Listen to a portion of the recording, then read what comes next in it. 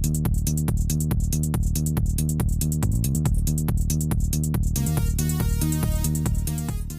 Friends, welcome to back Hindi knowledge word show. आज तारीख 30 अप्रैल 2022 वार शनिवार है। आइए बात करते हैं आज के मुख्य समाचार टुडे अपडेट के साथ देश भर की तमाम खबरों पर डालते हैं नज़र। देश में 12 से 17 साल के बच्चों को लगेगी नई corona vaccine. National advisory group ने सीरम इंस्टीट्यूट की कोवोवैक्स को दी मंजूरी। लेफ्टिनेंट जनरल BS राजू को भारतीय सेना का vice chief of army staff नियुक्त किया गया। लेफ्टिनेंट जनरल राजू वर्तमान में मिलिट्री ऑपरेशन डायरेक्टर जनरल के रूप में काम कर रहे हैं। यह पहला मौका है जब किसी को ऐसे अधिकारी को vice chief of army staff बनाया गया जो सेना कमांडर नहीं है। चीन लौट सकेंगे मेडिकल स्टूडेंट, 8 मई तक देनी होगी जानकारी। चीन में भारतीय दूतावास ने शुक्रवार को कहा कि चीन ने भारतीय छात्रों की चीन में वापसी पर विचार करने की इच्छा व्यक्त की है। यह बयान 25 मार्च को भारत के विदेश मंत्री डॉक्टर S जयशंकर की स्टेट काउंसलर और चीनी विदेश मंत्री वांग यी के साथ बैठक के बाद आया है। मुंबई AC लोकल ट्रेन का किराया जो है वो 50% घटेगा।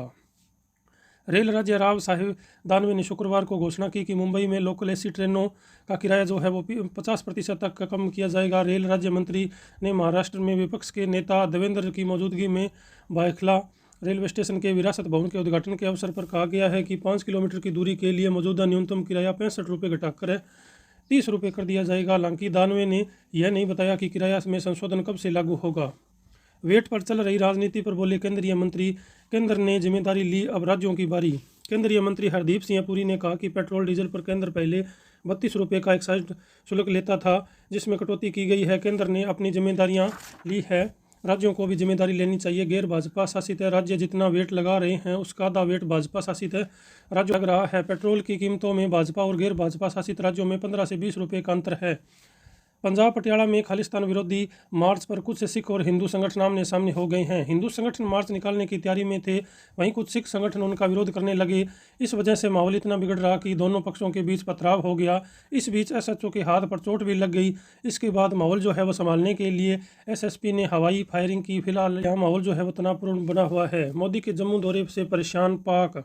शहबाज शरीफ ने PM की सभा को दिखाया, कहा भारत बोला आपको बोलने का हक नहीं। दरअसल पाकिस्तान के प्रधानमंत्री शहबाज शरीफ ने PM मोदी के कश्मीर दौरे को दिखावा बताया था। साथ ही चिनाब नदी पर रतले और अकवार बिजली परियोजनाओं के निर्माण की आधारशिला रखने पर आपत्ति जताते हुए कहा कि यह सिंधु जल संधि का खुला उल्लंघन है।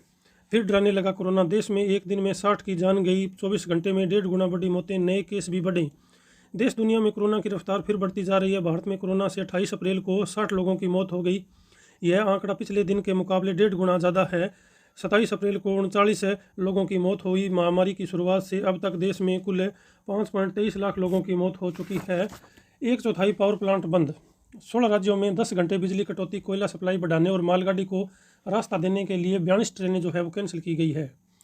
भीषण गर्मी के चलते देश भर में बिजली की मांग बढ़ती जा रही है। ऐसे में देश के 1/4 पावर प्लांट जो है वो बंद है। नतीजा 16 राज्यों में 10 घंटे तक के बिजली कटौती शुरू हो गई है। सरकारी रिकॉर्ड के मुताबिक देश भर में 10,000 मेगावाट यानी 1500 करोड़ यूनिट की कटौती हो रही है, लेकिन बिजली की कमी वास्तव में कहीं ज़्यादा है। इस बीच रेल मंत्रालय ने बड़ा कदम उठाया है।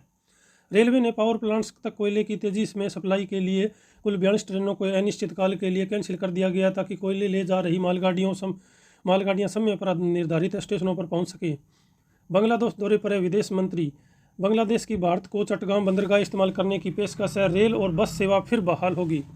विदेश मंत्री S जयशंकर बांग्लादेश के दौरे पर है। गुरुवार को उन्होंने बांग्लादेश की प्रधानमंत्री शेख हसीना से मुलाकात की। इस दौरान शेख हसीना ने भारत के उत्तर पूर्वी राज्यों में कनेक्टिविटी बढ़ाने के लिए भारत से चट्टगांव बंदरगाह का इस्तेमाल करने की पेशकश की है। शेख हसीना ने कहा है कि दोनों देशों में कनेक्टिविटी बढ़ाने की ज़रूरत है। बांग्लादेश की PM के मुताबिक भारत के असम और त्रिपुरा हमारे चट्टगांव बंदरगाह का इस्तेमाल कर सकते हैं। बांग्लादेश के बाद जयशंकर भूटान के लिए रवाना हो गई। RPSC ने निकाली 6000 पदों पर बम्पर भर्तियां। लेक्चरर के लिए 5 मई से ऑनलाइन अप्लाई कर सकेंगे कैंडिडेट। Semicon Indian conference 2022। देश में सेमीकंडक्टर प्रोडक्शन से खत्म होगी दूसरे देशों पर निर्भरता। प्रधानमंत्री नरेंद्र मोदी ने शुक्रवार को बेंगलुरु में 3 दिवसीय सेमीकॉन इंडिया कॉन्फ्रेंस 2022 का इनाग्रेशन किया। कॉन्फ्रेंस की थीम है design and manufacturing in India for the world, making India A semiconductor nation है। ये कॉन्फ्रेंस भारत को वर्ल्ड वाइड सेमीकंडक्टर हब बनाने के लिए रोड मैप बनाने में मदद करेगी। अभी सेमीकंडक्टर के लिए हम चीन, ताइवान, कोरिया जैसे देशों पर निर्भर हैं। 4 महीने पहले केंद्र सरकार ने देश में सेमीकंडक्टर चिप की कमी दूर करने के लिए 76,000 करोड़ रुपए की महत्वाकांक्षी योजना को भी मंजूरी दी थी। केरल सरकार को भविष्य के लिए दूरदर्शी सोच के साथ देश का पहला डिजिटल विश्वविद्यालय स्थापित करने का श्रेय जाता है। जब वैश्विक आईटी क्रांति ने देश में कदम भी नहीं रखा था, तब केरल में देश का पहला आईटी पार्क बनाया गया था। अब 3 दशक के बाद केरल सरकार ने एक और उपलब्धि हासिल की है। दुनिया भर में बड़े पैमाने पर उभर रही आईटी इंडस्ट्रीज के लिए देश के कौशल को तैयार करने के उद्देश्य से खोला गया था। वहीं डिजिटल यूनिवर्सिटी केरल की स्थापना का उद्देश्य है कि आईटी कंपनी की बढ़ती डिमांड पूरा करने के लिए इंडस्ट्री रेडी उम्मीदवार तैयार किए जा सकें। मध्य प्रदेश बोर्ड रिजल्ट 2022 जारी हुआ। 10वीं और 12वीं का रिजल्ट है। 12वीं में अलीराजपुर का रिजल्ट सबसे अच्छा, 10वीं में छतरपुर की नेसी ने किया टॉप। मध्य प्रदेश और यूपी, राजस्थान में समेत 18 राज्यों के 20 शहरों में 45 के पार हुआ पारा। 46 डिग्री के साथ प्रयागराज जो है सबसे गर्म स्थान रहा।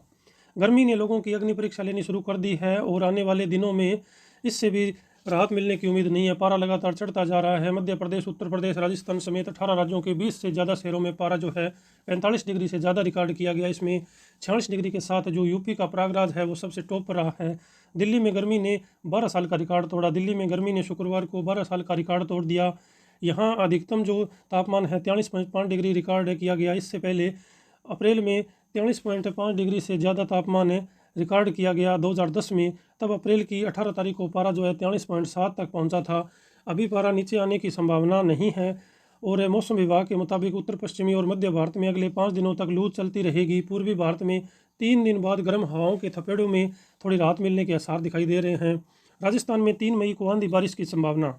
अजमेर में 63 साल बाद अप्रैल का सबसे गर्म दिन रहा। 2 मई तक बढ़ेगा पारा। राजस्थान में तेज़ गर्मी और बिजली कटौती ने लोगों को परेशान कर रखा है। गुरुवार को राज्य के 11 शहरों में दिन का अधिकतम जो तापमान है वो 45 डिग्री के लगभग है या इससे ऊपर का हुआ है। ख्वाजा नगरी अजमेर में बीते 63 साल में अप्रैल का सबसे गर्म दिन रहा, जहां अधिकतम तापमान है 43.3 डिग्री सेल्सियस रिकॉर्ड हुआ। राजधानी जयपुर में बीती रात न्यूनतम तापमान है 31 डिग्री सेल्सियस से भी ऊपर रिकॉर्ड हुआ, जो इस गर्मी के सीजन की सबसे गर्म रात रही। मौसम केंद्र जयपुर के डायरेक्टर राधेश्याम शर्मा की माने तो हीट वेव की स्थिति अगले 3 दिनों तक बने रहने की संभावना है। खाती से प्रदेश के मौसम में बदलाव होगा। तापमान में 4 डिग्री सेल्सियस तक की गिरावट हो सकती है। तो दोस्तों, आज की वीडियो को हम यहीं फिनिश करते हैं। उससे पहले आपसे मेरी रिक्वेस्ट है, आपने हमारा चैनल सब्सक्राइब नहीं किया तो कर लें, और जिन लोगों ने कर लिया उनका दिल से धन्यवाद। Thank you for watching video. Take care and good bye.